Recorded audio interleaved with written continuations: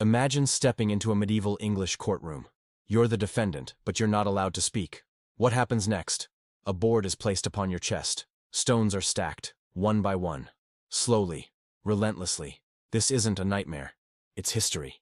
This is the story of Peine Forte Dure. Pressing to death. A punishment where the weight of your silence could literally kill you. By the early 13th century, England's justice system had a major problem.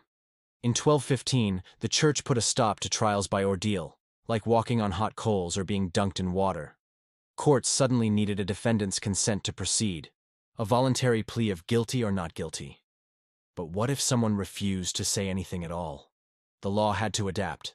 In 1275, the Statute of Westminster declared that those who stood mute must suffer peine forte et dure, which translates to hard and forceful prison.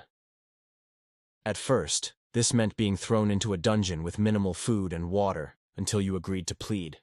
But over time, the punishment evolved into something far more brutal. By the early 1400s, the practice of adding weights was formally recorded. A chilling paradox was born. For some, silence, even under crushing weight, was safer than speaking the truth. But why? Why would anyone choose this agonizing fate over simply pleading their case? The answer lies in property and legacy. Under English common law, if you were convicted of a serious crime, all of your lands and possessions were forfeited to the crown. Your family would be left with nothing. However, a legal loophole existed.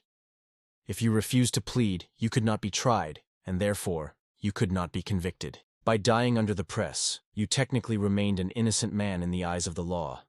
Your estate, your wealth, your legacy could pass to your rightful heirs.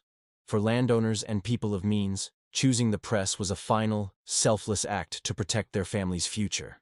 As the centuries passed, this ultimate act of defiance also became a powerful form of protest against a justice system they saw as corrupt or unjust. So, what did this procedure actually look like? Court records and historical pamphlets paint a grim picture. The prisoner would be laid on their back on the cold floor of a dungeon, sometimes naked. A heavy board or door was placed across their chest and stomach. Then, the weights began. Iron blocks, heavy stones, anything with sufficient mass was piled on, sometimes gradually to prolong the agony, sometimes all at once.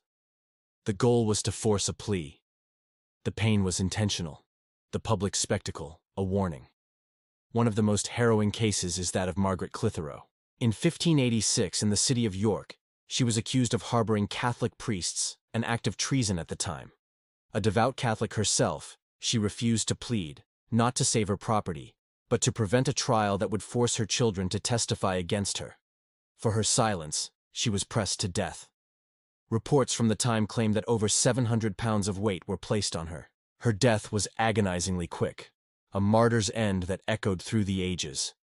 This brutal practice wasn't confined to England. It crossed the Atlantic to the American colonies. Perhaps the most famous case is that of Giles Corey during the infamous Salem Witch Trials in 1692. At 81 years old, Corey refused to enter a plea to the charge of witchcraft. He knew the court was in a frenzy and a conviction was almost certain. So he chose silence.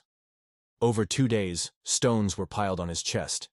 His last words, according to legend, were a defiant, "More weight."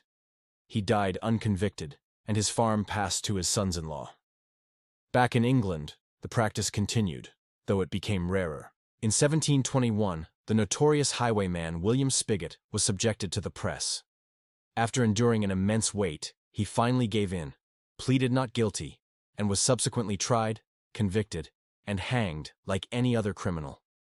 By this point, the press was more often a threat to compel a plea than a method of execution itself.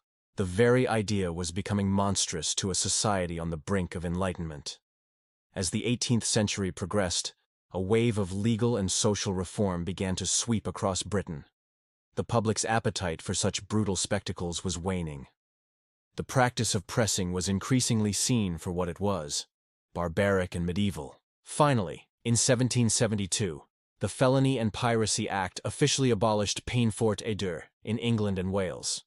A few decades later, in 1827, the Criminal Law Act determined that if a defendant refused to plead, the court would simply enter a plea of not guilty, on their behalf. The legal power of silence was broken. The weight had been lifted. But pressing to death was never just a legal mechanism. It was a profound cultural statement. It was a terrifying intersection of law, honor, property, and faith. For some, like the 17th century observer who wrote, "This death some strong and stout-hearted man doth choose," it was a display of ultimate control in a powerless situation. In that dark dungeon, under the crushing stones, the individual, their body, and the full force of the state collided in a final, silent struggle. The story of Peine Forte et Dure teaches us that the law demands words. When those words are withheld, the consequences can be unimaginable. Those stones crushed more than flesh and bone. They crushed the very idea that silence could offer safety. Today, the weight of silence has shifted. It's no longer made of stone, but it can be just as heavy. Thank you for joining me on this journey into one of history's darkest legal corners. If you found this story compelling, please hit that like button and subscribe for more deep dives into the past. We'll see you next time.